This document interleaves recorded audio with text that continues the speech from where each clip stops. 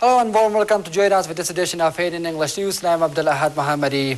Afghan ambassador to Pakistan says President Karzai's Islamabad visit is focusing on strengthening and deepening bilateral relationship between Kabul and Islamabad and clarity and facilitations of peace talks with Taliban. According to Pakistani media, Omar Dawoodze said that Mr. Karzai will travel to Pakistan on Thursday to restart high-level contacts. Dawoodze added that Pakistan and Afghanistan are intended to be a bit faster in their cooperation and in the area of reconciliation. Pakistan's cooperation in creating peace in Afghanistan is seen vital because it has harbored the Taliban, who challenged the Afghan government by waging bloody attacks across the country.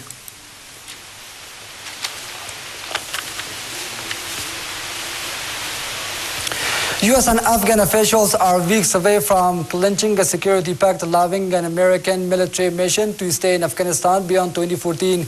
U.S. Defense Secretary Leon Panetta said Tuesday the two sides still had to resolve disagreements over controversial night raids by U.S. troops and the transfer of U.S.-run presence to Afghans, the Pentagon chief told his country's Senate Armed Services Committee.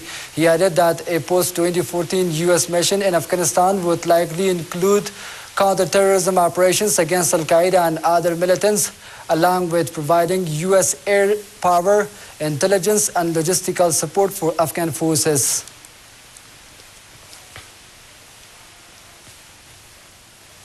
ISAF on Wednesday offered condolences to the families of Afghan children killed in a recent airstrike by its troops in eastern Kabisa province last week. General Louis Bone, ISAF's communication director, told a press conference in Kabul that despite all technical directives being followed precisely in the attack, they now know the unfortunate result of that engagement.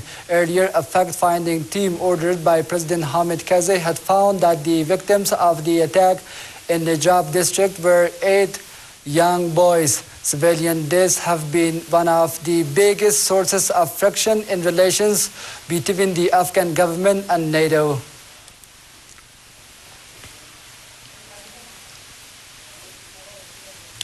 The United Nations Food and Agriculture Organization is boosting its technical support to help rebuild Afghanistan's dilapidated traditional irrigation system, which have been neglected for decades owing to war and migration away from rural areas. The lack of efficient irrigation facilities has left many farmers without sufficient water for agriculture, including the production of wheat. According to a press release issued by FAO, the irrigation Restoration and Development Project seeks to help farmers increase crop production and improve the knowledge and skills that farmers need to run and maintain irrigation systems.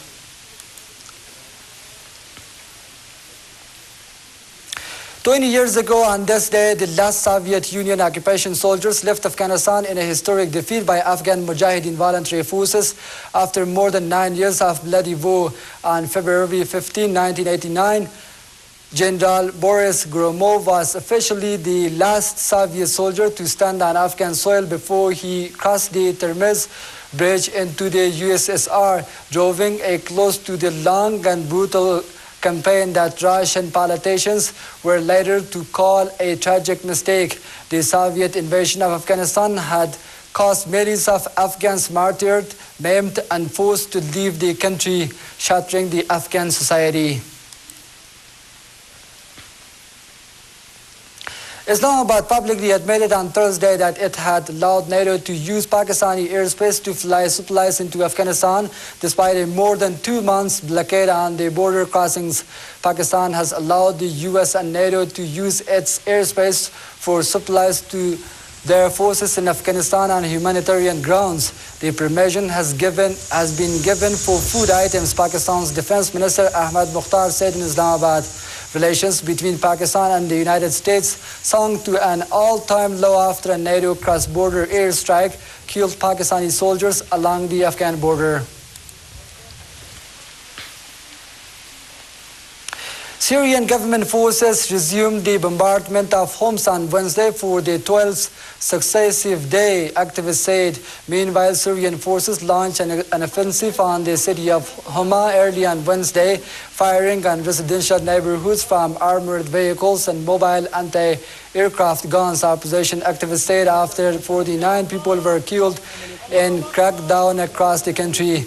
In another development, France said it had created a €1 million emergency fund for aid agencies looking to help the Syrian people and would propose a similar one at an international level meeting next week in Tunisia to discuss the escalating crisis.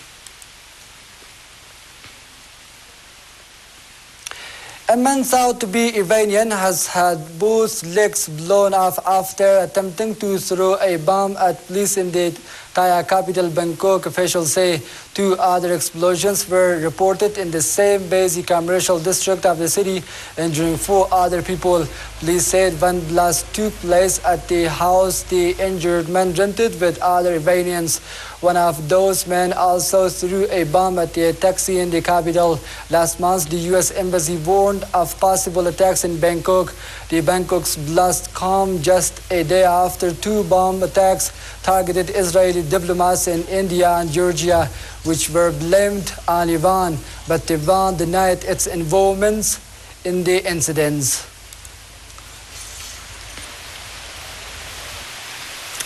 A year of record food prices had forced millions of parents in the developing world to cut back on food for their children, says aid agency Save the Children. The agency surveyed families in India, Bangladesh, Peru, Pakistan, and Nigeria. 1 parent in 6 said their children were abandoning school to help out by working for food. The agency said the price hikes had worsened child malnutrition and could hit progress reducing child death. It warned that if no action was taken, 500 million children would be physically and mentally stunted over the next 15 years. And that's all for now. Thanks for watching.